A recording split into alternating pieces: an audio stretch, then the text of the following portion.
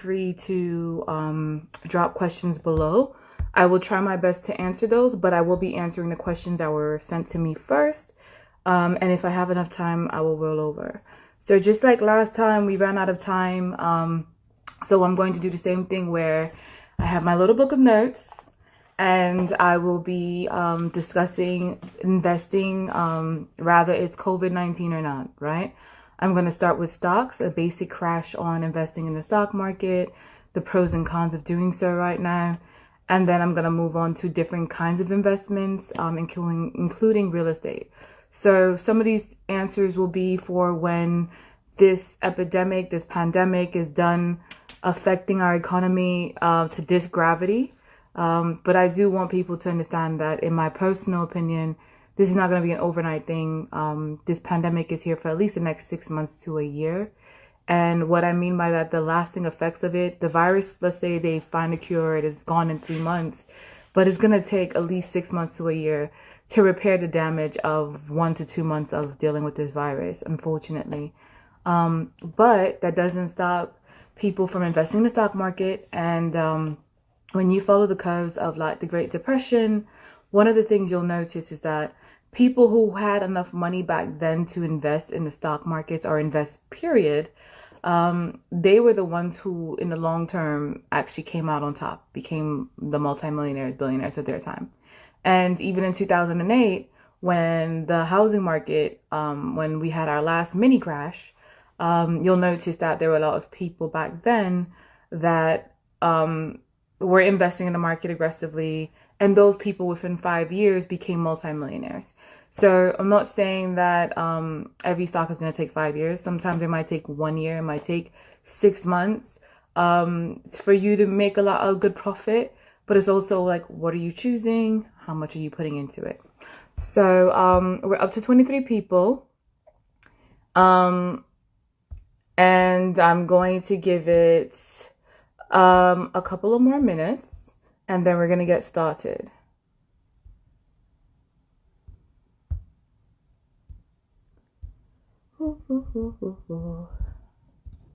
So, hey guys, in the meantime, can you guys let me know what state or city you're from? So are you from New York? What country are you from? Also trying to kind of figure out where my people that are logging in for this live are coming from. The reason for that is because, cheers, Angelica.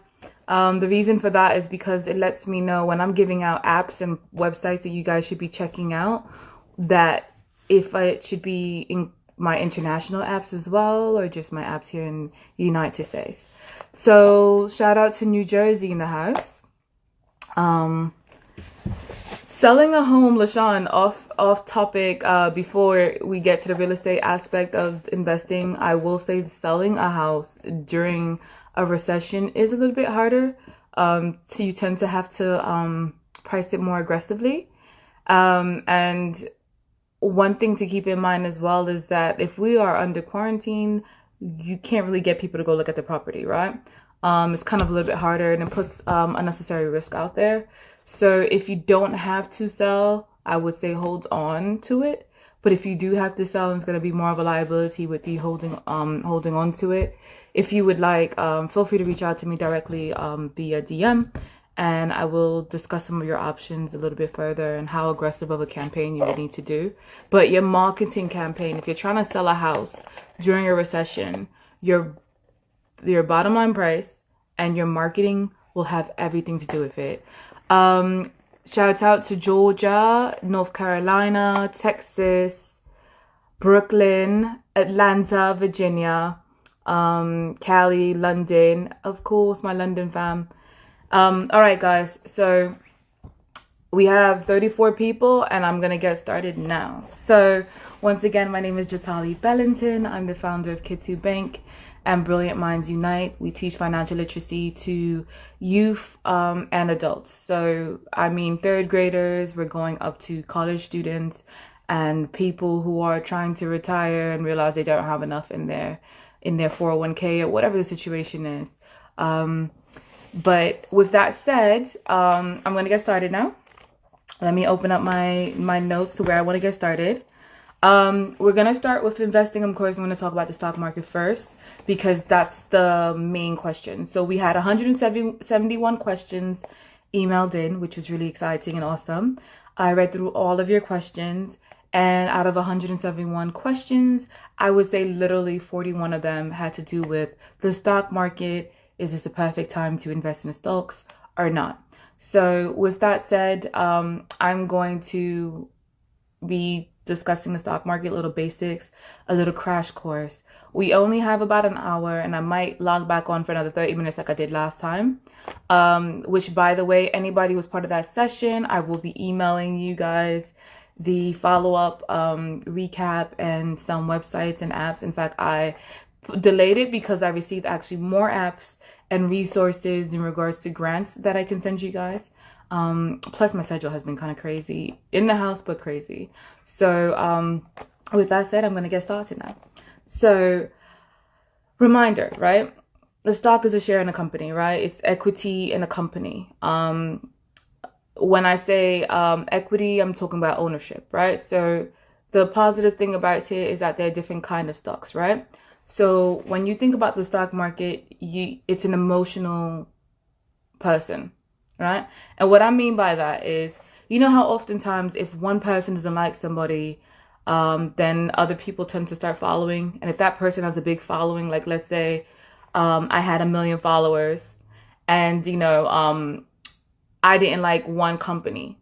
If I then post I don't like that company off of my personal emotional experience, then the 1 million people that I have following me, if they respect my opinion, chances are will stop liking that company too. They might start unfollowing that company. They might start hazing the company, and that company will lose love, right? It will lose its respect.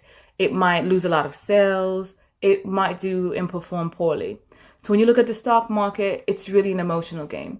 It's the news, it's current events, it's how do you feel about the company. And the most important thing I would really tell people is, if you don't personally like a company, first start with the companies you do like. If your child wears Jordans or you wear Jordans and you like them, who's a company that owns Jordans? Nike. Then instead of paying $180 or $150 for a pair of sneakers, you might take the money that is available, which is right now, I think Nike is on the stock market at $75 per share. It might have gone up, it might be lower, just going off the top of my head. You would then take $75 and instead of paying $150 for one pair of sneakers that you can just wear and look nice on your feet, you would actually then go and buy 2 shares of Nike. Now you own 2 shares of a company. And that's a company that you can sell. That's a company that might appreciate in value. When you're talking about investing, it's so important that you guys think about appreciation versus depreciation. Anything that you spend your money in has a value, and that value can increase or it can decrease. So it's so important. I oftentimes tell people, if you're investing, you need to really look at what is the bottom line. When you buy that shoe, when you buy that baseball card, if you buy Xbox, if you purchase a house, everything that you're doing, rather you're in real estate, rather it's in memorabilia, rather you're buying a car, it's always good to look at what is the value after you've purchased it. How do you need to maintain it to hopefully have it increase in value? Will it ever increase in value, or will it only go down as soon as you purchase it, right? It's kind of why like a lot of people don't like purchasing sometimes new cars. It's often known in the car industry that you purchase a new car off the lot, and within a few years, if you try to sell that car within 2 years or within 1 year, you're not getting the same value, chances are. But there are certain cars, because of their quality or their rarity, that will maintain their stock. Going back to sneakers, Jordans, we teach this in the school systems when we go in with our finance curriculum. Oftentimes, after you purchase it, if you've worn it, if it even has a little bit of scuff, you can't sell it for the $150 you purchased it for. You might be able to sell it for $60, $50 if you're lucky. But now, someone with the marketing brand like Yeezy, I'll give him a shout out, I'll be honest. His marketing brand and his team was amazing in the sense that they created a product where it's so limited how many come out of them. So Thank you, Sassy Sandy. So Nike's not at 75, it's at $78 right now. And pre-COVID price was $100. Awesome. We're going to be talking about that.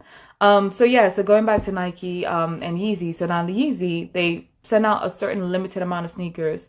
So people who purchase them, even after they've purchased it, if they don't wear it, they can sometimes sell it for double to triple the amount that it was once it sells out.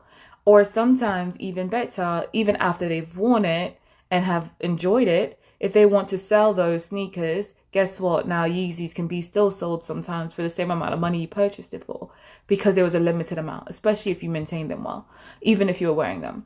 So, and I use a sneaker as just an example, but that goes down to even stock market, right? When you look at stocks, the first rudimentary rule of thumb to me is invest in stocks that you utilize on a daily basis, because usually chances are those are the companies that will do well. So if you know, when you go in your kitchen, you see a bunch of boxes of cereal and you're like, General Mills is on all of them, then maybe that's a company you might want to invest in, right? And right now with the market being volatile and bad as it is, and being up and down, it's like a swing song, like, right? So this pendulum that's going on right now, somebody might look at where was it before COVID? How are they handling the COVID epidemic? Will they be losing customers after COVID? Will they be gaining customers after COVID? What I mean by that is, keep in mind that if a company was doing amazing, let's say Nike was doing $100 before COVID and now they're down at $78, that's a good profit margin if they do go back up to $100.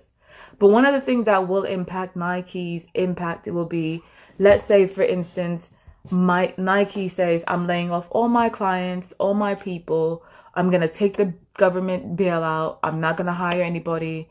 I'm not going to give out any grants. And they're just completely an a-hole. This is not true. This is just figurative speaking because we were using them earlier. Now, if Nike does that to its employees, if it treats it so badly, what you will notice in a situation like this, where so many of us are becoming, I would say, woke or conscious, is that we're going to start looking at the companies who have abused us in our time of need and saying, you know what, now that things have turned around, I'm not investing my money in you. I might invest in another company that was treating us well. And the reason why that's important is because that's going to also let you know if you do buy shares in it while it's low, if you should keep those shares, and if you realistically think it's going to go back up, right?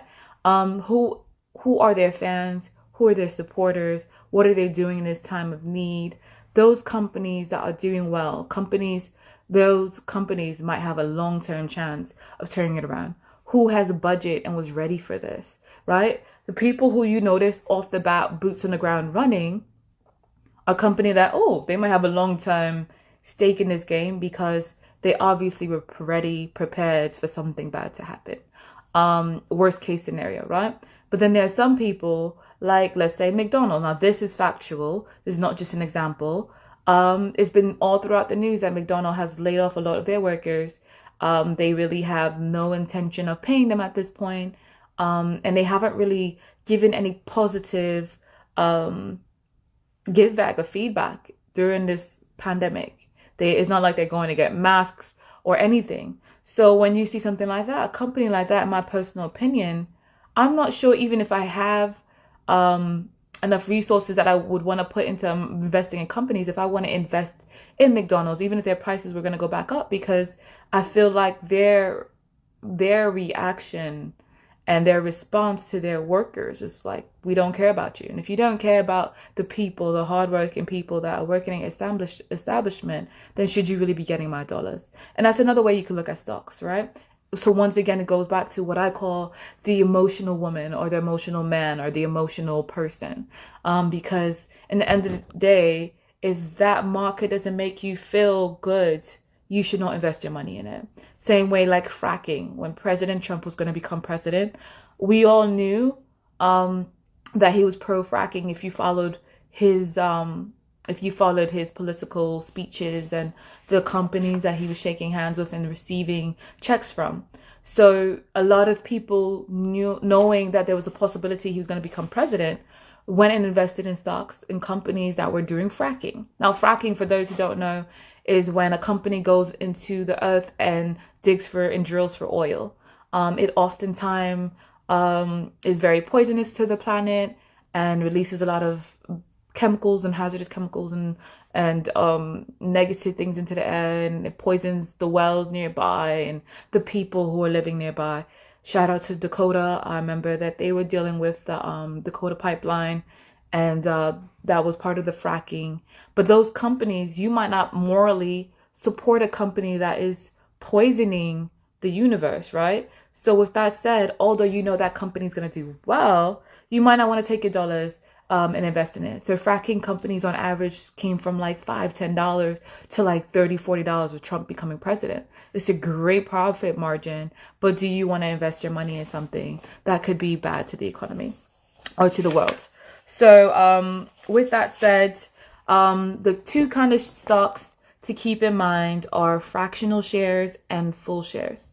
So some stock market companies, when you go to purchase a stock, not all brokerages will allow you to purchase a fractional share. And now fractional shares, to break it down, and what is a brokerage first off? A brokerage basically is the middleman between you and the stock market world, right? So let's say you want to purchase a share of Amazon. Amazon was at $1,900, 1919. So let's say it's $1,919. You want to purchase one share of Amazon. You don't have maybe, let's say, $1,919 to purchase a share, but you have $1,000 or you have $1,800. So what this will allow you to go and purchase $1,000 out of the $1,900. That is fractional shares. If you're purchasing a full share now, some companies only allow you to purchase full shares. Then if it's $1,919.19, you need down to the penny the $1,919.19 to purchase a full share of Amazon. If let's say you had $10,000 and Amazon is $1,919 per share, you cannot purchase $10,000 worth of it if your brokerage company only allows you to buy full shares. You would only be able to go up to the max amount times that $1,919. So that's really important for you to understand.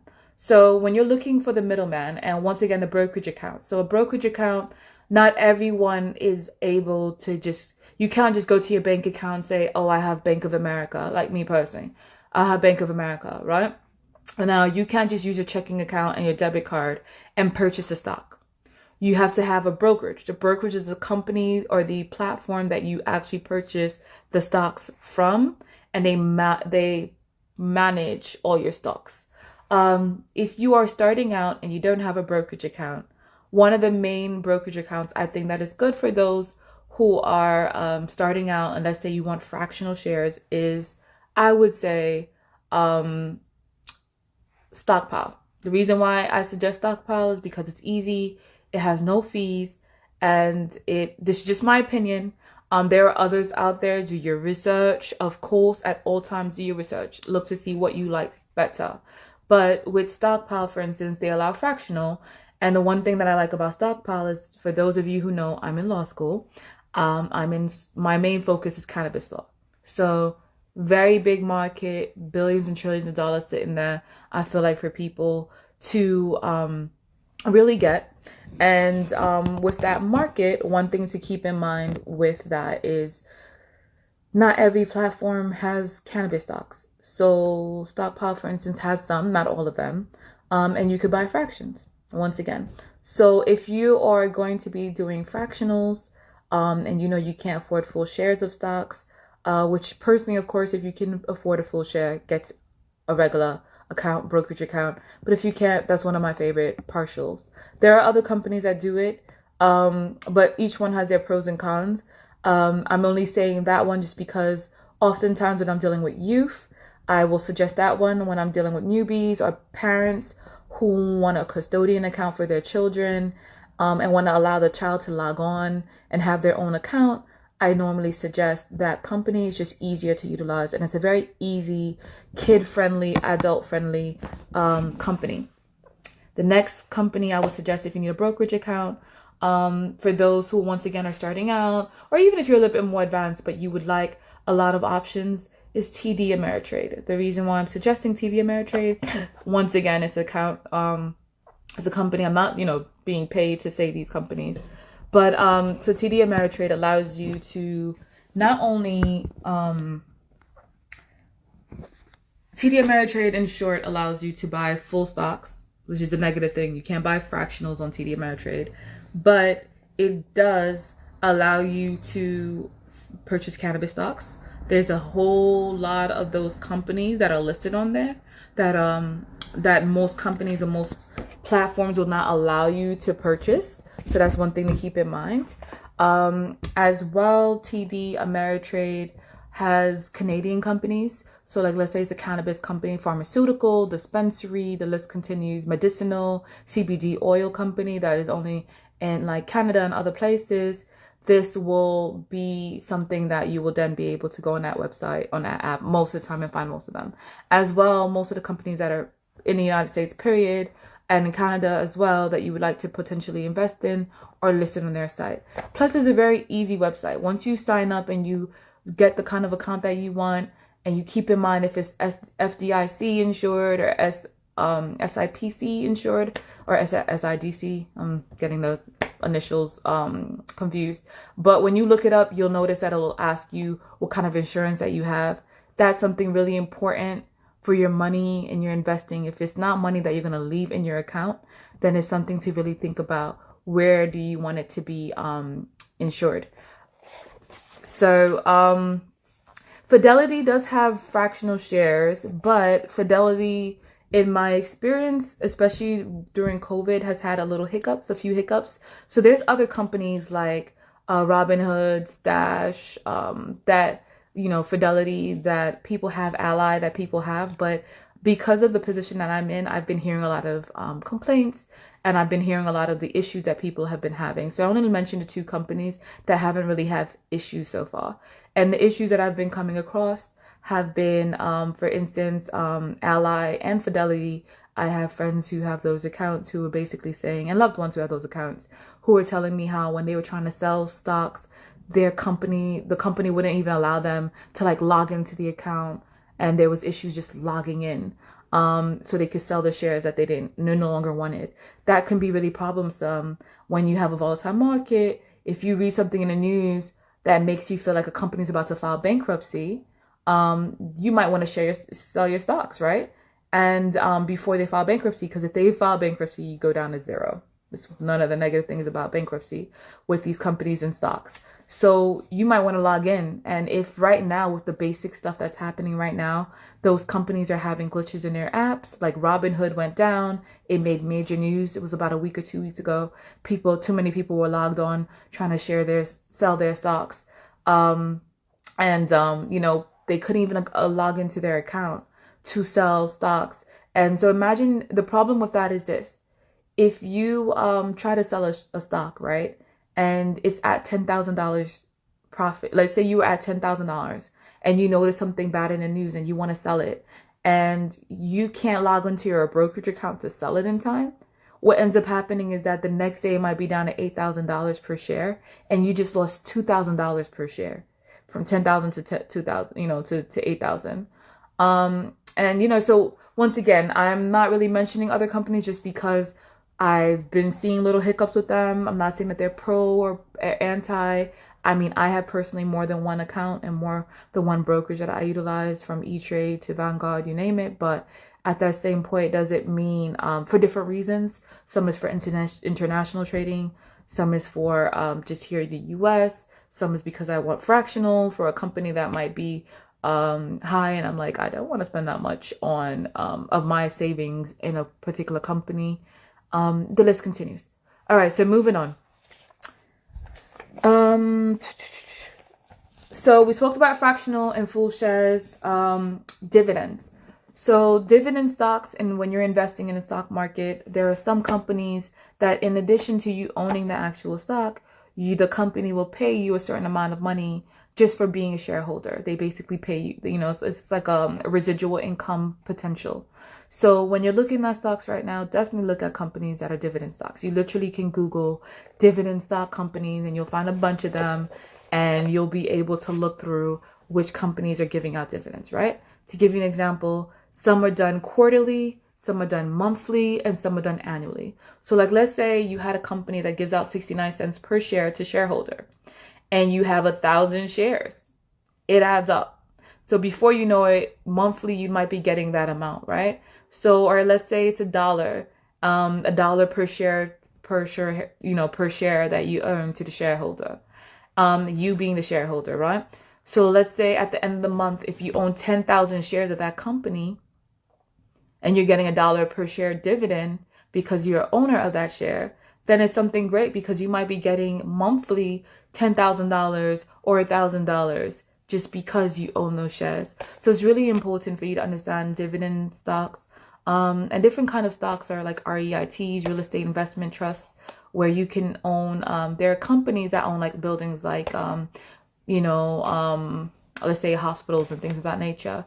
And you can invest in those real estate trusts. So if you're trying to enter the real estate game, which is a different form of investing, and you might not be ready to buy a physical property or building or house, that's something to keep in mind as well, because then you can actually invest in the real estate in a trust. So it's kind of like a share or a stock of a real estate stock. Oh, so the hat today was bought on by watching Renee Mantilla, a wonderful hat designer, and DJ D Nice. I noticed they've been spinning with their hats on or their Instagram lives. I figured I would try my hat on today. So cheers, Kay. And for people asking if this will be available later, I have to do my research on saving it permanently on my timeline, but it will be saved for at least 24 hours. And I will be recording. I have a friend, one of my mentees, Raquel, she's recording it for me, thankfully. And she also is an e-commerce guru. She's an amazing young woman who knows e-commerce like the back of her hand, and she's awesome. So let's see. So before I continue, I think it's important that you keep in mind a couple more things. A company's annual reports are very important. How does a company make their money? These things are things you should ask yourself before investing in the stock market. Everyone's telling people, oh, invest in this company, invest in that company. Don't just invest in a company without just doing your research because somebody else told you to, or because you see something. The next thing before I leave the stock market world, I want people to understand is that some stocks are shorts, like some companies that you'll have short-term, not shorts, I meant to say short-term, because shorts are different. Shorts, basically, you'll notice that people, let's say somebody owned 1,000 shares of GameStop at $10, and they notice that GameStop is about to go down to like $7. Just using an example. Somebody will sell that stock at $10, and then when it goes down to $7, because they know they want to permanently own it, they will then buy it back at $7 before it goes back up to wherever it's going to go back up to. So that is basically what shorts are. In the stock market, that's that lingo, but that's what that term means. A lot of people do that. A lot of people make a good amount of money from doing that, but it's still something that's very tricky, so be careful. Now, short stock investments, what I mean by that is short terms, is that there are companies during this recession that will do well. So to give you an example, right now, if you normally go to Whole Foods or Trader Joe's for your food, but let's say you got laid off of your job. So now you're budgeting even more and more conscious, right? So let's say you were spending $600 a month on your groceries. You need to maybe have the same amount of food, but you can't afford $600. You're not going to go to Key Food. You're not going to go to Food Town and your local, your local Publix or whatever supermarket you have near you. And the reasoning for that is because if they have cheaper items, it might not be organic, it might not be the nice bougie brand that you normally like, but and I'm a victim of that because I have these brands that I like, but I know like sometimes I'm like, okay, the price is crazy. But at that same point, if we are budgeting, we might not spend that much money, right? So companies like that, short term, will do well during this epidemic. Companies like Five Below, companies like, even Target will do very well. Chances are, because a lot of people are flocking there. As long as they have the products that you need and they have good prices and budgeting, and they have the items like tissue, Dollar Tree, any place where, like, I go to Dollar Tree, I went there, I stocked up on paper plates and stuff just in case, right? Those things, those places will do well.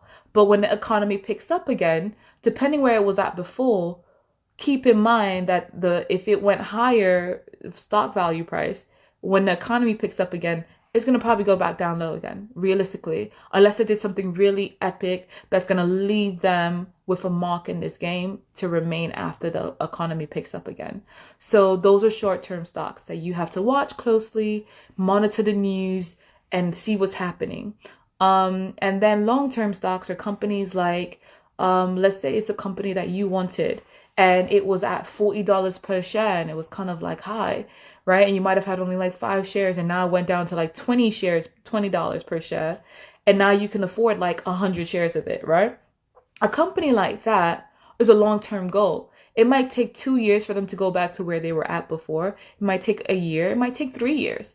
But long-term, keep it. And what happens is it tends to explode. So if you're one of those people who kind of want to just buy a stock and forget it, like what people did with Disney and Amazon back in the day and Google, a lot of people purchase Google stocks and just act like they forgot it. And it might have taken 5 to 10 years, but now look at where Google is. Look at where Amazon is. Amazon is $1,919, per share. And that was as of yesterday. And today might even be more money. Who knows? And it might go down lower too. Keep in mind, some of these stocks might go down to 10, 20%. So it's really a game of, doing your research. So, some apps that are good for the stock world, Market Watch, CNBC, of course, Business Insider, NCV News. So now NCV News is my personally favorite app. It's New Cannabis Ventures. And basically anything in the cannabis world, rather it's a new research, an IPO, which is an initial public offering, letting you know a company is going public. If it's, let's say, a new dispensary who has a new drying system for weed, or the medicinal aspects and retaining the oils and making them last longer, that company is really awesome. So once again, that's N as in Nancy, C as in cat, V as in Victor, NCV, New Cannabis Ventures News. It's on Apple. If rather you have an iPhone or Android Life, you'll be able to download the app, and it's one of my favorite apps. I've invested in a lot of cannabis stocks that came from like $2-3 to like $15, and a lot of them I found from that app. So that's one of my favorites. Seeking Alpha is another good app for learning about stocks and investing.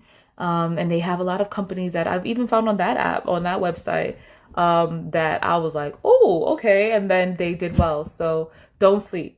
And then, for those who have more money to invest with, if you want to invest in a website that tends to have a lot of good, leads, Motley Fool. It's, a lot of people know of it. The name is a little bit funny. I get questions about why them, because of the name alone. But honestly, Motley Fool, the people do their research and they tend to do very well. These are all, once again, my opinions of my favorite apps. I'm just sharing a glimpse into apps that I utilize. There's more, some of them are just very technical and boring. So I won't really list that too much here. But once again, that's something to keep in mind. So I'm going to go to... okay, so wait, quick question to let you guys engage. What do you want to talk about investing wise next? Do you want to talk about real estate investing in this economy? Do you want to talk about getting your child into investing and little cute ways that you can do that next? Whoever responds next about what they want me to discuss investing wise next, I will go to you and you have 2 minutes, well, 1 minute, if even, and I'm just going to pick it. Just looking through my book to see what I want to tackle next. All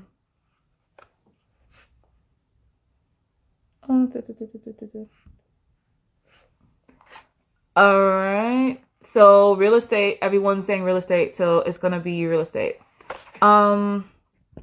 Okay, so real estate investing is one of the best ways to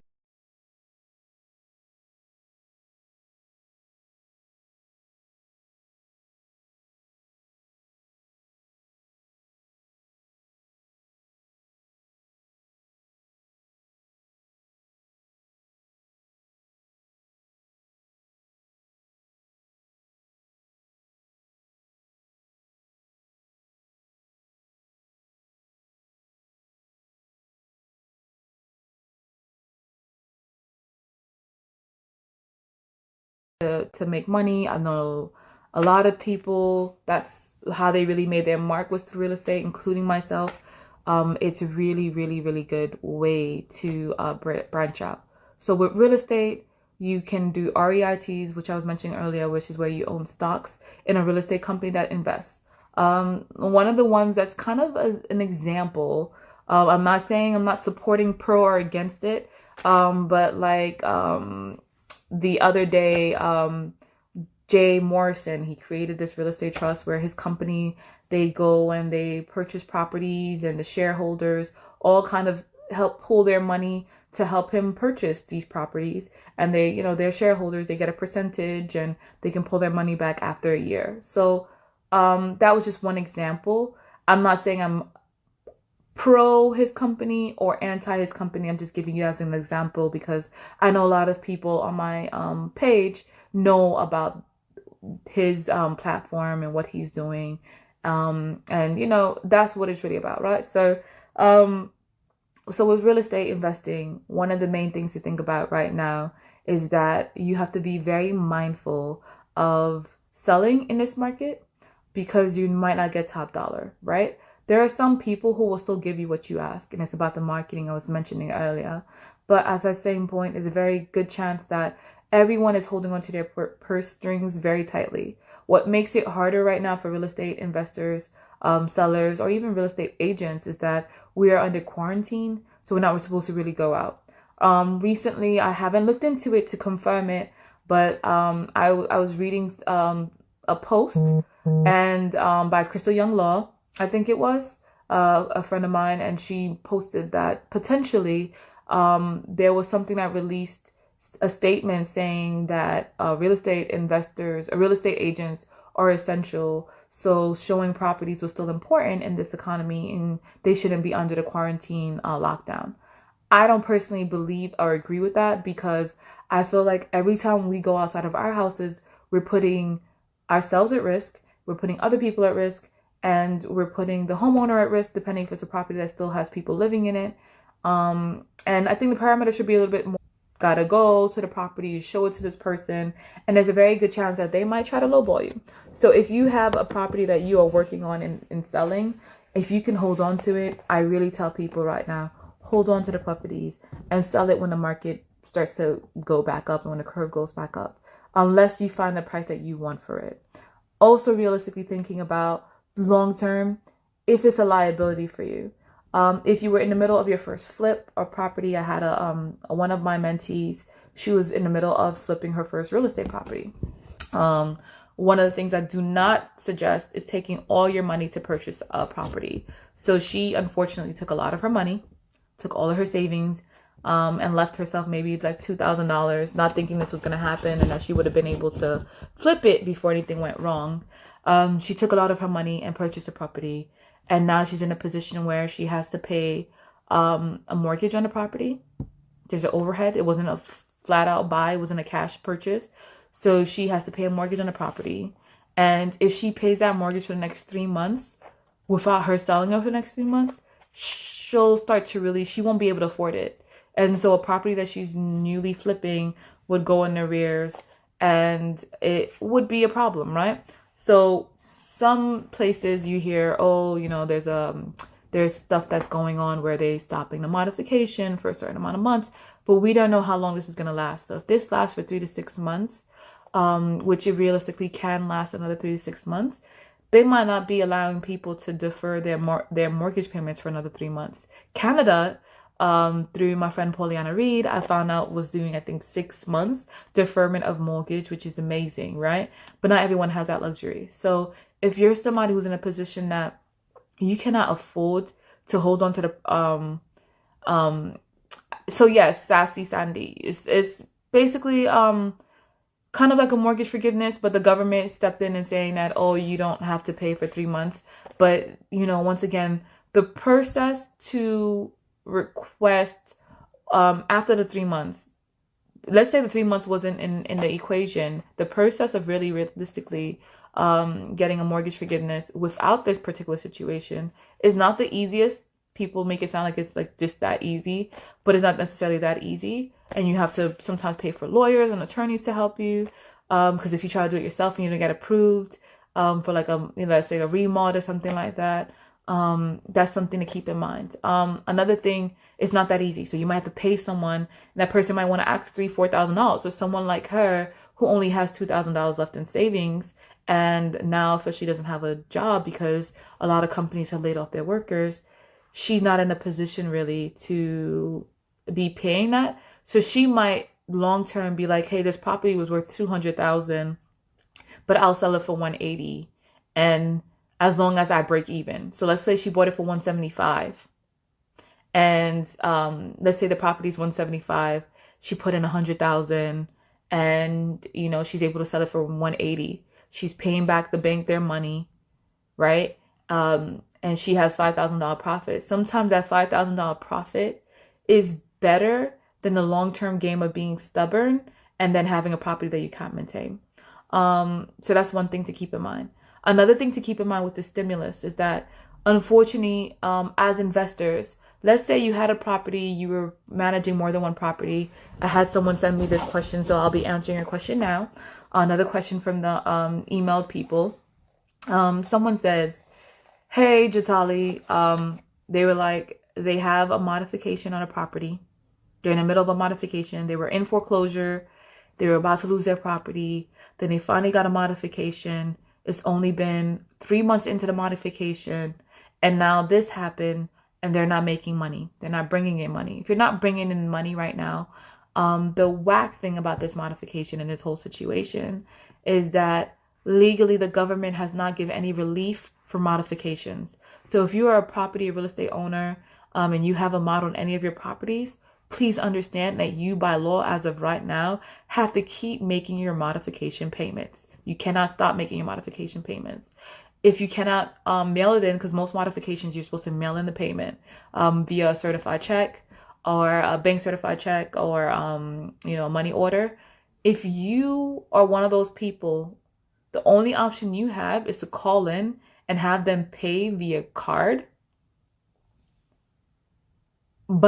or talk to the attorney who set up your modification for you, and try to see if you can beg for, and honestly, it comes to a groveling game, because honestly, what ends up happening is that these companies, most of the time, the bank wants your property. So if you're in a modification right now, the bank wants to own your property. They're not trying to make it easy for you to keep your property on most occasions and situations. So what you're noticing is that people who have modifications, a lot of them are going to probably lose their properties or go into foreclosure during this COVID situation because the government has not allotted modifications into the process. And that goes for IRS too. So before I forget, investors, if you have an IRS bill and let's say you were paying a monthly payment and you defaulted on a payment, and then they decided to send you the second notice. Second notice is they gave you a payment plan that was really low, like $30, and you didn't listen, and then they decide they're going to garnish your check, like let's say 10%, which is I think the maximum that they're allowed to do. That 10% might hit you hard if you still have other bills and car insurance and things to take care of, because car insurance and those companies so far are still taking money. So if you have these things, that 10% can hit you hard and can be a matter of food on your table or not. And right now there's no relief for people who are in second notice for the IRS unless you actually have COVID-19 or your company sends something saying that you're unemployed right now. But if you are an essential worker, like someone who's a nurse, a doctor, someone who works for Verizon or certain companies, you're considered essential workers, and they're still forcing you to go to work. And because they're still forcing you to go to work, you're getting payments. And if you're getting payment or any kind of money, then the IRS will just continually garnish your wages. Things to keep in mind. Going back to real estate. So I think it's really important that people, when we talk about real estate, think about different kinds of real estate, right? So one of the main things that I like right now as an investor is auction.com and all kinds of real estate auction websites. If you do have money to play with, once again, only invest with money that you can afford to go out of the house right now and you're not expecting a quick return from when it comes to the real estate game.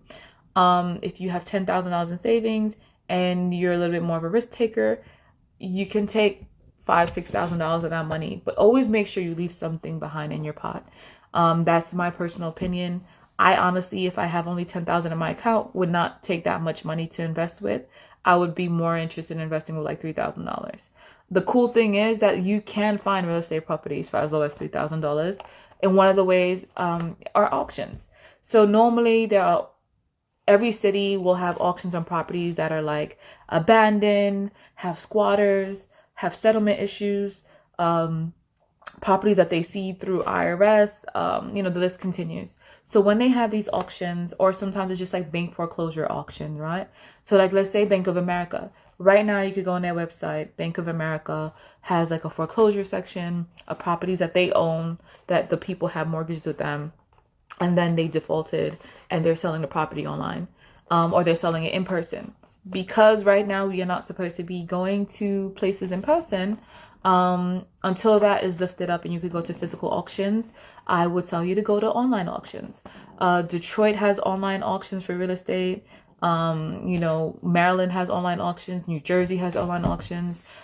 Florida has online auctions. My favorite states to invest in real estate are states that are not tenant friendly, that are landlord friendly. What I mean by that is, when you invest in real estate, rather you're going to flip it quickly or you're going to have tenants, it is very important that you go to a state and invest in states that are landlord friendly. And a landlord friendly state, to give you an example, if you have a squatter and they don't want to pay their rent, right?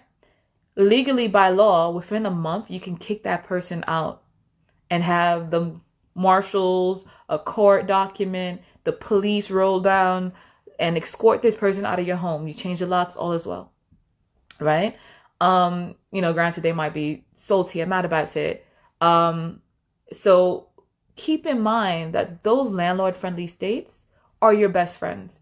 And the reason why they're your best friends is because in a place like New York, for instance, I live in New York, for those of you who know, it's the worst place to invest in real estate, in my personal opinion, especially if you're going to have tenants. If you're not doing a quick flip in an area that is highly populated, that maybe won't have like squatters just trying to break into your house and live in there, and you're doing something quick like that, okay, no problem. But if you're trying to be a landlord in New York City, I'll give you some nightmare stories. And what I mean by that is, I've had a situation where there was a person for like a year and a half living there. She had a baby. Con Edison called me, kind of thugged me. It was like, oh, she hasn't paid her Con Ed bill in however long. The bill is at $7,000 and she has a baby in the house. You can't let it go out. Me not knowing so much back then, I felt obligated to pay down the bill and make a payment plan with them. So she became a liability in so many different ways. But I went to the courts. I spoke to everyone and I couldn't kick her out. And I had to keep going to court dates, and it was like a year. This chick was basically living for free, and I was still bringing her through the court process.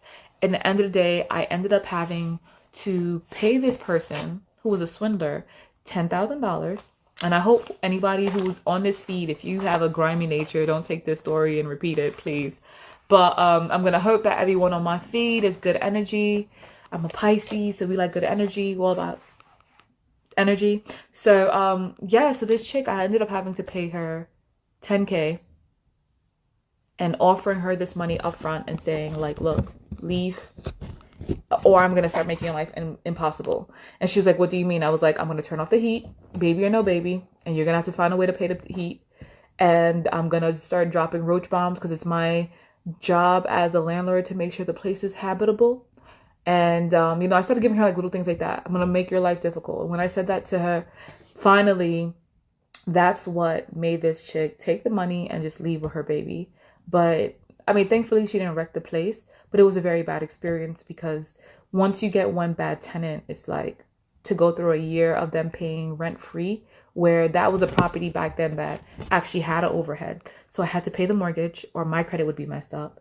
And although originally it was a good look because when she was paying the first 3 months on time, the mortgage was at $1,600. She was paying $1,900. I was making a profit of $300 per month. She paid the water, she paid the electricity. There were so many positives in that situation. She had a whole house to herself. There were so many positives in that situation until it went left. And I just realized after that, I was like, I'm done with buying and being as landlord in New York City. I'm more interested in being flipper when it comes to New York City, but being landlord in other countries and other states, just because the jurisdictions are different. So someone said I'm lucky 10,000 is cheap. It didn't feel cheap back then. When you first starting out, especially in investing game, and you get that kind of a hard hit, it's like, like 10,000 to me was 50,000 back then. But it was a really valuable lesson.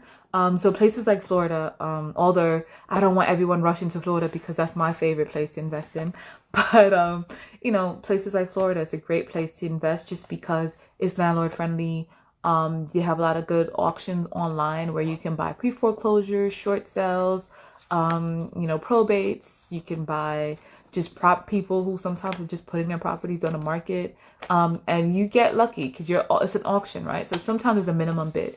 And if there's a minimum bid, let's say the minimum bid might be $2,000, but no one else is bidding, you might get a property for $2,000 that was worth $170,000 or $200,000. So it's really cool. But then the bidding, you also have to make sure you don't go above your means, because sometimes when we're bidding on properties online, you get trigger happy and you become like Blue Ivy. I saw this cute little clip of her with her little auction tab, and she was at an auction and she basically was like lifting and trying to outbid somebody. And I thought that was so cute. But sometimes in real life, we as adults can make that same mistake. I flip and rent in Florida. I like both. So, the profit margins are good. I like Fort Lauderdale and Miami and those areas. Profit margin is good. But at that same part, honestly, I'm in this space where I guess I get to be picky, but I only purchase and flip or invest in areas where I could see myself living. So, and even down to Detroit, or places where I'm like, if I really had to come down to it and sell everything, maybe I could live in this place because of how big the space is or something. So that's something to keep in mind too. So everything in my life is energy and where would I see myself? So rather it's Cape Town, South Africa, or Miami, where would you live? Where would you be? So real estate wise, there are apps that I like that I will share with you guys. Cozyco, COZY.co. Cozyco is good for landlords and for tenants. If you're a landlord and you are looking for tenants for your property right now, a lot of people who have legal 2 families, 3 families, they're now starting to actually rent it out. Because I have a friend, for instance, who for a long time wasn't interested in, she has a big house, it's a 2 family, she never wanted anyone else to live in her house. Now, due to COVID, she unfortunately lost her job. And now she's like, you know what? I need that second family. So she has cleared out the second part of the house and she's now looking for tenants. So Cozyco is a good app to look for tenants because it does everything from check their credit score. It takes their social security number. You don't have to do it directly. It checks their credit score. You don't have to pay for the credit score check. The tenant pays for the credit score check. it's good for all of that. So if you're looking for a tenant, someone who clears a background check, someone who has good credit or a certain level of credit, or someone who's, you know, things of that nature, Cozy Co is good for you. And if you're a tenant, Cozy Co is good because it does a basic background check on the landlords. And if you don't want the landlord having your social security number before knowing, especially if you're not going to get the property, then it's cool because now guess what? You pay for your own sanity of mind of knowing like, okay, you could check my, it's COZYCO.co, Cozy Co. So that's one of the real estate apps that I like very much so.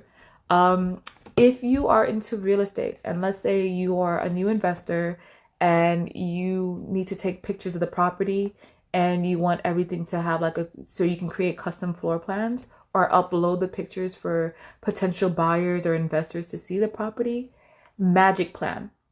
Magic Plan is a really, really awesome app. You take pictures of the room. So like, let's say it's a house, take a picture of all the kitchen, all 4 walls. You go into the living room, do the same. You go into the dining room, do the same. You go upstairs to the bedrooms, you do the same. And so Magic Plan uploads it into their app.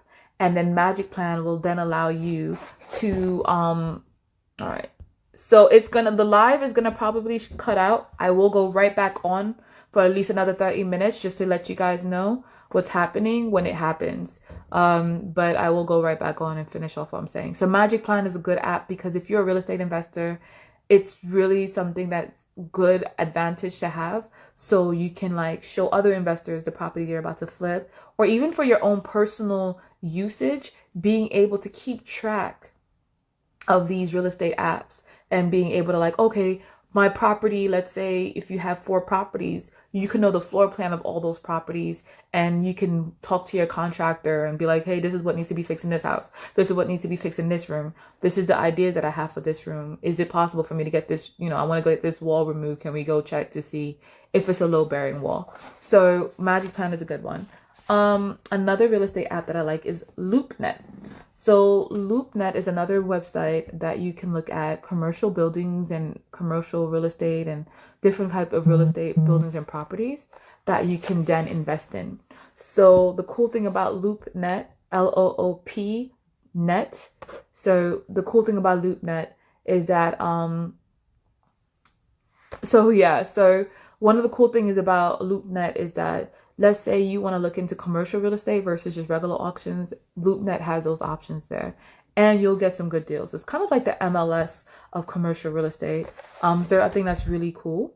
All right. So now, since we talked about real estate, was there anything in particular real estate investing wise people wanted to know? If there's something I didn't answer that you want to know more about, please feel free to email me.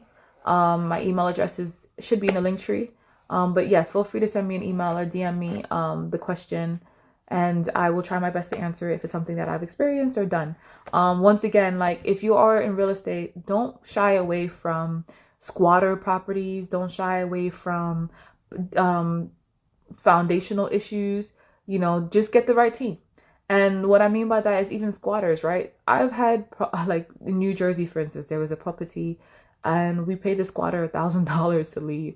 And the thing legally is once he leaves or she leaves, whoever the squatter is, once they leave the property and you change the windows if they're broken and you change the lock on the doors within that time frame that they leave, even if it's within that hour, make sure you're quick and diligent about it so you don't get another squatter in the property. But once they leave, if they were to break that window or break that door to enter back into the property, then you can call the cops and it's illegal because you're the owner of the property and you've fixed the windows. There are no broken windows. There are no broken doors. Even if you know, so just keep that in mind. So squatters aren't that people. Continuation of investment class.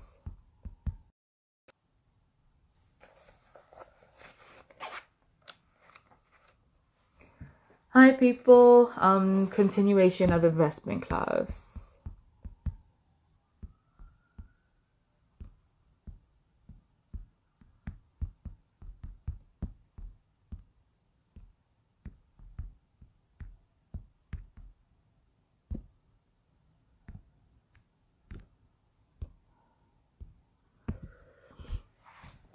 Hey guys, I'm gonna give it a couple of minutes. Most of you were with me in the initial live, so I'm just give you a couple of minutes so we can try to get everybody back in here, and see, continue the conversation.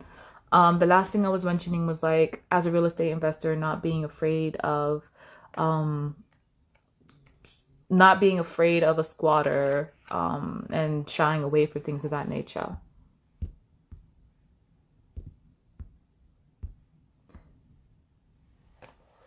So someone asks, is this a good time for new investors to get started? Personally, I think it is. The reason why I say that is because a lot of times we've been afraid to invest and do certain things, or the market has been too high. If you have a little cushion that you saved up, and the money is the amount of properties or stocks or memorabilia is going to a point where you can actually invest in it, I would say this is the time to do it. So we mentioned real estate. We spoke about stocks and bonds. I mentioned a lot of things to think about stocks in that world. REIT, dividends. Now I'm going to talk a little bit about hold on. So now we're going to talk a little bit about commodities, different kind of commodities, right? In a situation like the world that we're living in right now, think about when it comes to silver, gold, physical pieces. Not all, you don't have to buy just the stocks of these items. Some of these things you can actually buy physical pieces of it, and those are investments that can increase in value. Items that used to be $40, if they're down at $20 or $10, $15, purchase it. It could be an actual physical item. So commodities include the real estate world, but it can also include just different things that we have to think outside of the box. So if you have a husband or a boyfriend who's into collecting cars, you should probably support him, right? And not hackle him or give him too much pressure about his little car collection or whatever. Because guess what? A lot of times those cars, they add up. So like, to give you an example, I was watching something, and someone I know had a car. It was a BMW, and they didn't even know that the car that they had was a collectible. So we were watching a show, and then come find out their car was a collectible. Can you imagine how that would make you feel if you purchased an item that was going to appreciate in value? So not all cars appreciate in value, so definitely do your research. But if it was a car that has a really good engine, like Toyota Supra right now, their prices are going up like astronomically, right? Because they're known for being reliable cars that can drift and do all these cool things. I'm just using cars as an example because I understand that world a little bit better. As well, let's say we're looking at baseball cards. I mentioned it earlier, memorabilia cards. You can buy a baseball card for $1 that could be worth like $300 later. There's Hot Wheels cars that are collectibles. So when your son or your daughter goes to the supermarket and they want Hot Wheels cars, not all of them should be open.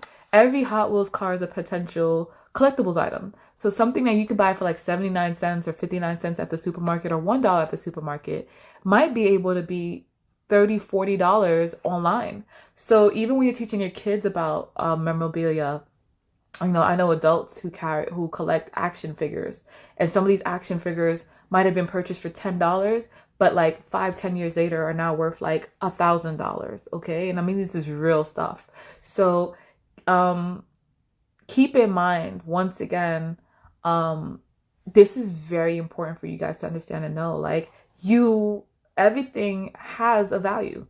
Do your research about everything. I don't care if it's an action figure that your child likes. Hess Toys. The Hess Toy trucks, if you leave them unboxed, and you never open them. So if you leave them unopened, Hess Toy trucks every year come out with a car.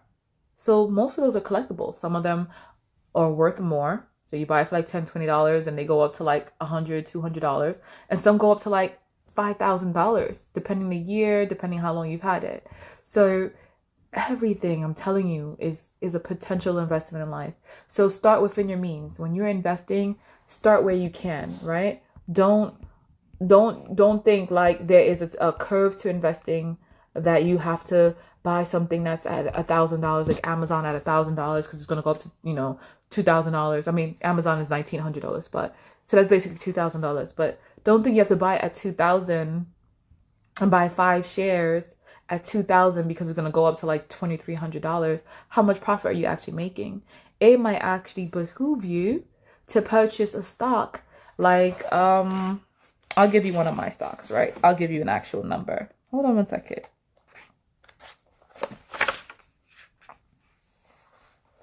Okay, so to give you an example of one of the stocks in my little book, yes, I have a whole book for these.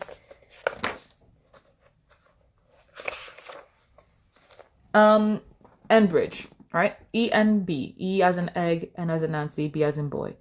I'm not telling you to go buy this stock. I'm just telling you this is one that I invest in and the reason why I invested in it, right?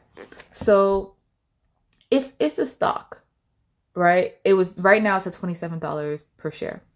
It used to be in the 40s, right? Before COVID and everything happened, it was in the 40s, right? $40 per share. If I get it at $27 and it goes back up to 40, I'm making good profit.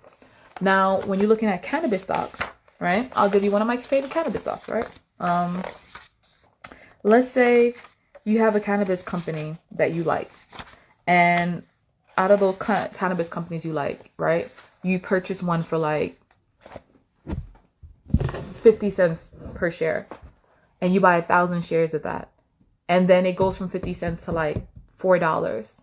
Keep in mind the impact of your investment and the fact that it actually would mean more to you financially if you were to purchase a share for 50 cents and get 1,000 shares of it and it goes up to $4 than if you bought 5 shares of Amazon and it only goes up to $2,300. Not saying that $2,300 is not a good profit, but how much more money are you getting if you did it the other way around? So that's something I really want you guys to keep in mind. Is that, right? To give you an example, like one of my companies that I like, is, Aurora Cannabis. I made a lot of money with it. Then it went down. It didn't do so well, but I sold it before it went down because I was noticing what was happening. And now it's starting to go back up again. That's something that personally now I'm in my mind thinking about, like, am I going to buy it again? Where do I feel like it's going to go in this market? Is this the effect that it needs to have? So that's another thing I just want you guys to keep in mind. Someone asked, so now I'm going to answer 3 more questions from the emails you guys sent before I log off, because I did do an hour already, so I'm trying to wrap this up. But gonna answer a few more of your questions from what you guys sent in. And yeah, Aurora is cool. There's a few other contenders that are better, actually. So to people who are like, oh, they love Aurora, Aurora is going back up. It has its ups and downs. It's one of those, once again, markets that you have to watch and actually pay attention to. So there are other cannabis companies that are doing better and outperforming them right now. So once again, that app that I told you about for cannabis, NCV News, New Cannabis Ventures News, that's really a great app that has all those companies listed on it. Okay, so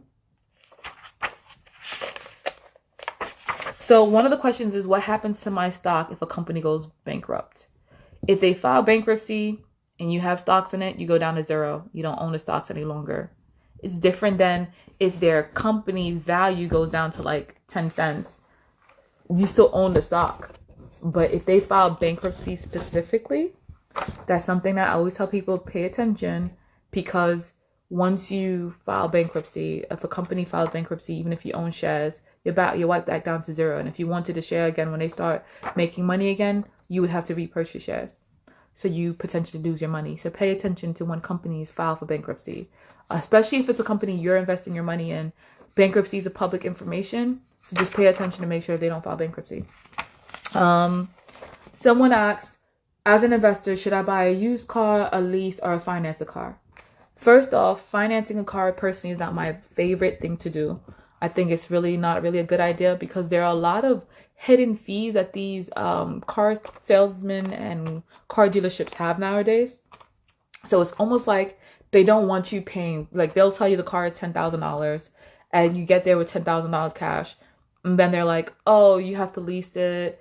We don't want to sell it for $10,000 cash. We have to do a maintenance. The maintenance is $3,000. Meanwhile, you might be a car person yourself and know how to fix your own car, rather a man or a woman.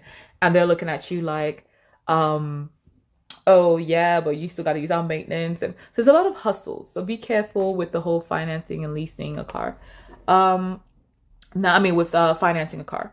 Now, leasing, I think, is one of the best options, especially if you're one of those people who likes to like switch up your car every year, 2-3 years. And, if you don't want to have to maintain it and you like just having somebody else maintain it for you, then leasing a car is probably the best option for you. So to give you an example, I have a friend, a homegirl.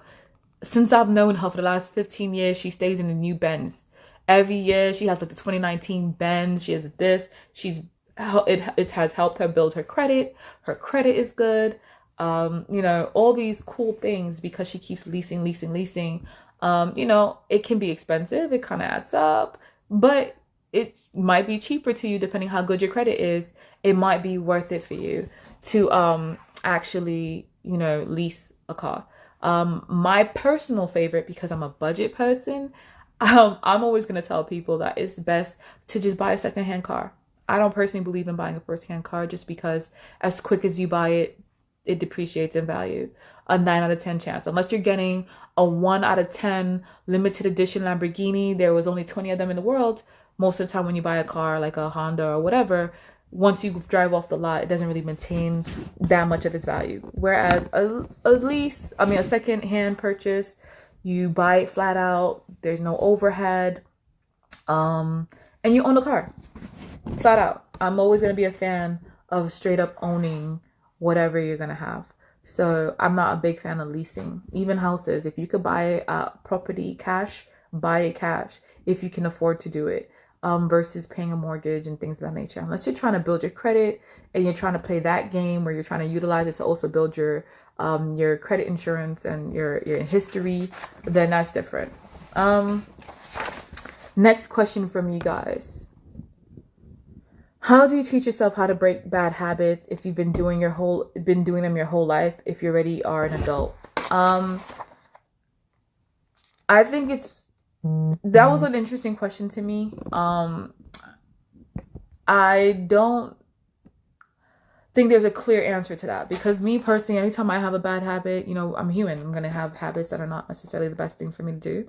But every time I want to break a bad habit, for me, I look at what the cons are of that bad habit and what happens if I don't break that bad habit. So when it comes to money, for instance, if that is your bad habit, I honestly implore 3 things. Keep in mind that rich people do not pay full price for almost anything. That's 1. 2, a lot of celebrities receive cards from these companies, like gift cards that look like credit cards, to go purchase items at their stores to make it look like those celebrities are purchasing at those stores. So when you see somebody with like, let's say Gucci or something, and they're walking around with this beautiful Gucci bag that is like Python, or Louis Vuitton bag, that's a Python Louis Vuitton bag that costs like $10,000, right? That doesn't mean that that celebrity went to the store and bought it, because depending who you are and depending your connections, the company wants that advert. And sometimes they're giving you the money as a gift card to go purchase in their stores, especially if their sales are low and they feel like they need to be more aggressive with their campaign. There's things that they do. Same way when Gucci had that little issue, they invested money in the Black community. They went to Dapper Don and the celebrities and people in the Black community that people respected, like Misa Hilton. Shout out to Misa Hilton. They went to these people and they were kind of like, hey, let's do something. And they invested money in our communities because they were like, I messed up. We messed up. We need to fix this. As well, another thing to understand when you're looking at money and your relationship to money, rich people also go hard about discounts. I can't tell you how many rich people I know who are couponing, have an app on their phone that pulls out $1 million, that scans a barcode, and then all these apps and will let you know like how much less it is supposed to be, or gives you a 30% coupon or $2 coupon. There's even a show, I think, called Couponing, if I'm not mistaken. But that's real. Like, I've had clients who were multimillionaires, close to being billionaires. I've had one billionaire client. These people, when I invest with their money, or when I'm doing forensic accounting, making sure no one's stealing from them, these $500 million in their bank account chilling. And those same people, or they have that in assets, right? Because people forget that there's a difference between a cash flow millionaire and being an asset flow millionaire, right? A cash flow millionaire, you have that in your checking account sitting there like it's nothing. Not my personal opinion as to where it should be, but I'm just telling you, some people have that like that, right? And then some people will have only that money value in like property, right? So like they might own a real estate property that's worth $1 million, but they would have to then sell that property. So it's not like you could just go to them like, can I borrow 500,000? Because they would have to sell their property in order to then have that money, but it is still their value. So going back to what I was saying, one of my clients, I remember this Jewish lady, she's really cool. The woman was worth like 400 million, thought she was amazing. She's really cool. And she was like, hey, let's go have lunch. And we went to go have lunch. And, afterwards we're passing a sample sale. And it was a Ralph Lauren home and goods sample sale. And she's like, oh yeah, I forgot. Let's go in here. I want to go in here and get some stuff. This Jewish lady who's worth $400 million, all right? She was in there. She was like the cushions, the duvets, and the bed sheets and all that stuff were like coming from $1,000 down to like $100. Then she was finding like little issues, additional issues that were not supposed to be issues, and trying to get an additional 10% off while she was in there. She was getting things that were like $600 down to like $50. And then she's like, she bought a bunch of stuff. So she bought like, I don't know, like 15 items. She had to call her driver to come pick her up because she's like, oh, I can't carry this all around. And she's like, this is going to be everyone's Hanukkah presents. So come the holidays, it was like summertime. Here she was in the summertime thinking about Christmas time. And she bought these items that were technically great quality. You couldn't really find any issues or errors with them. And she was buying them highly discounted. So now come holiday time, her clients, her friends, her family, will look at her like she just spent $1,000 on sheets for them. But in reality, she spent $100 or she spent $60 on them. And that's how the rich remain rich, is by couponing, going to sample sales, not paying full price. If you Google sample sales in your city, they will all come up. It's really important that as an investor, when you're spending your money, you spend it and you invest, and you understand that in the end of the day, rich people are not paying full price. I can't tell you how many free items, free purses, free designer shoes, free designer jewelry, clothing, bags I've received just because I managed the money of some of these people. And I wasn't paying full price for them. I'm not paying full price for them. And I used to get mad afterwards because I'm like, I used to pay $4,000 for this bag. And now here I am in a room with a bunch of people that, because they're privileged to be in this position, are now getting these items for free, not paying even, $50 sometimes, not even paying anything for these items that cost $2,000, $3,000. So when you start to think about changing your bad habits, especially something that you've learned from a childhood, one of the things that keeps me on track when it comes to being financially responsible is understanding how money works, understanding that if something doesn't increase in value, that I'm wasting my time. Also understanding that, that in the end of the day, rich people sometimes don't even pay for stuff, even like, okay, so now being in the position that I'm in, I'm now a speaker, right? I'm a what do they call it? Professional speaker, right? So I get paid by companies to come to colleges, to universities, rather for my curriculum or to become a public speaker. Now I'm paid to come and do keynotes and workshops doing financial literacy. One of the sad things that happened was that I had a company in Hawaii that offered to pay for me to come out to Hawaii. Everything was booked. They were basically going to pay me 10 to 20K just to speak at a couple of events. I don't say that to gloat, but I say it to say that, oftentimes, even now, when you put yourself in a position of power and knowledge, what ends up happening is that you then get put in a position where you can travel for free. Your flight is for free.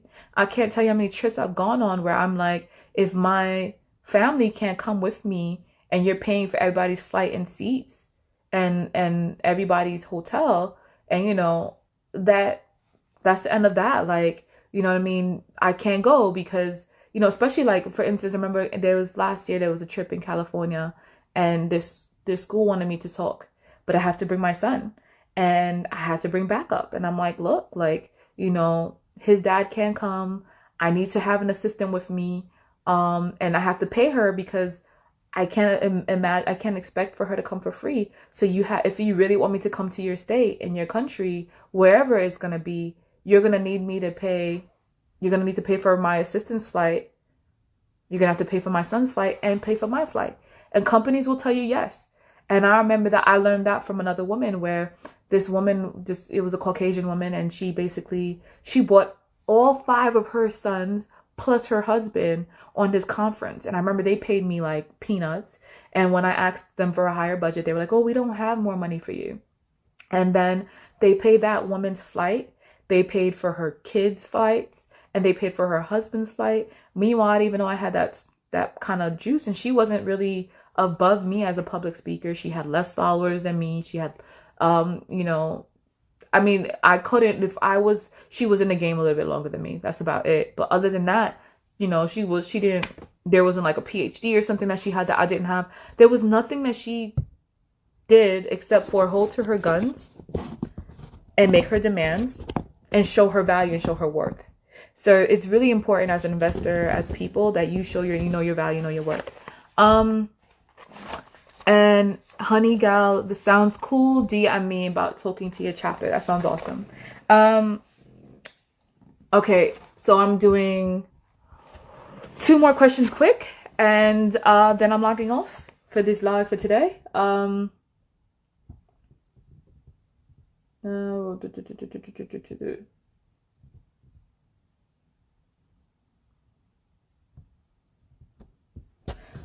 What are some tips every entrepreneur should know about their finance while running a business? I really wanted to make sure it's important that you guys understand that if you're running a business, especially as an investor, business credit is important to establish. It's so important to have established business credit. First off, your personal credit score number and your business credit score number are completely different. Okay? Businesses have their own credit score number. It's a scale of 1 to 100. Okay, so that's number 1. So if you have a business, that's something to think about. As well, when you're building business credit, you're going to be allowing yourself to open up to a higher amount than you personally would. So let's say you have a credit card and you have regular like 700 credit score, right? The cool thing about business, a regular credit card is if you go to get a loan, there's all these limitations oftentimes, and they might trust you with like, let's say $100,000 or $50,000 or even $10,000, right?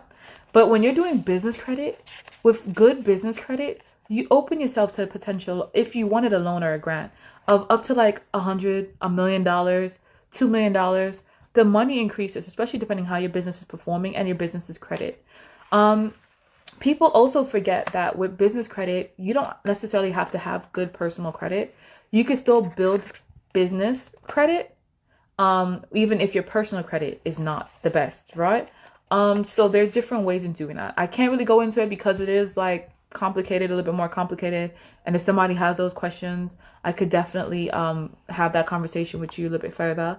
But yes, so once again, if you are an entrepreneur, you're starting a business, one of the first things I tell you to do, besides protecting the business, when it comes to the investing aspect, is making sure that you are creating business credit. So, and I can't stress enough once again, like, it's also good for you to create business credit just because of the fact that, you are opening yourself to higher business credit.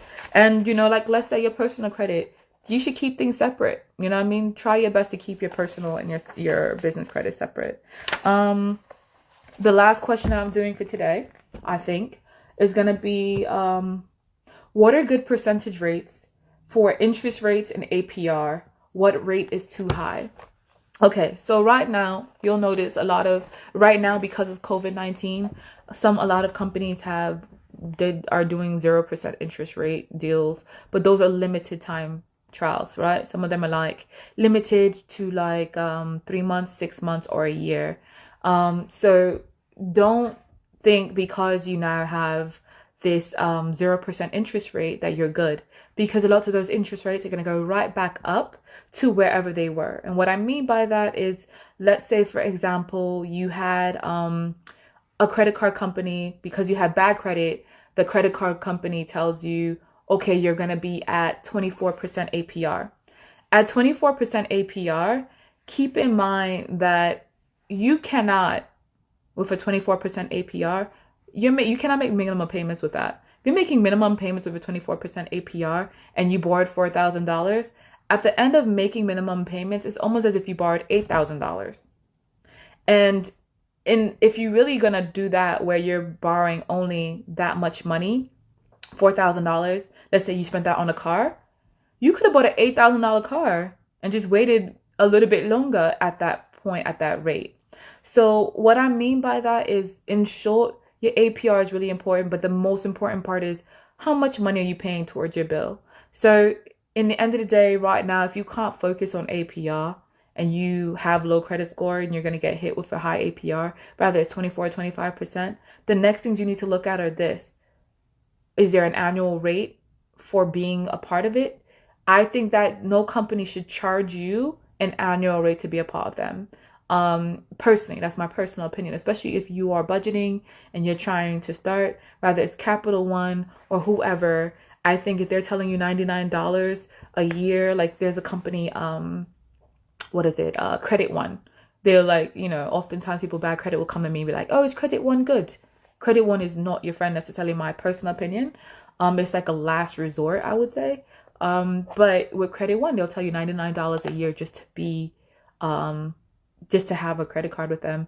And sometimes it's like a prepaid card, or even if they give you a credit limit, $99 a year, plus you have a high interest rate, that is a bad idea to me. That's a bad look.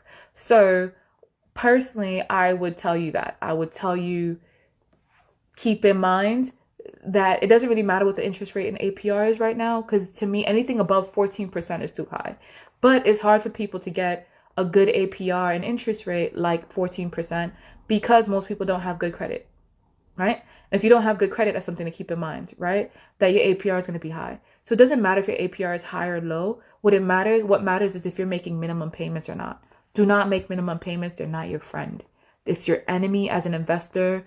It's not a good thing. And so if you have a high APR from your first credit card and now have better credit, you go back to the company and negotiate. So if now your APR, you have better credit and you had a high APR, you go back and you tell them, like, I have better credit now. Can you please adjust my APR? And basically what they'll do is like a soft inquiry on your credit score, and which are all things that you can then remove. As an investor, your credit is so important, right? It's your personal credit or your business credit. So don't let people do soft inquiries and leave them. You can write letters to get those removed from your Reddit report, especially if it's a hard pull. Those are all things that you can write letters within a month and have them removed within 1 to 3 months. So don't let things that do not belong on there stay on there, especially if it's something that you didn't do, because there's so many people doing scams right now. There are people whose reports are being taken, and you have to look at your credit report because you don't know what's happening in there. Okay, so I think I kind of covered everything. I feel like I forgot something, but we spoke about so much. We talked about real estate. We talked about business credit. We talked about investing in stocks, how to start and what a brokerage account and all those basics are. We talked about memorabilia and coins. So I hope this was informative for you guys. I'm not sure what I'm going to be doing next, what conversation I'm having with you guys next. But if you guys like these, keep following, tell your friends to follow. Feel free to, tell everybody to follow our page. And I hope you guys are all staying safe during this whole COVID epidemic. And once again, thank you to everybody who logged in. I hope I waved to all of you. I tried my best to, wave to everybody that came on here and give you guys all love. So with some Instagram love, Thank you guys for attending, for viewing. I think I'm done. This was an hour and a half. And if you guys still have questions that I didn't answer, feel free to reach out directly. All right. Talk to you soon.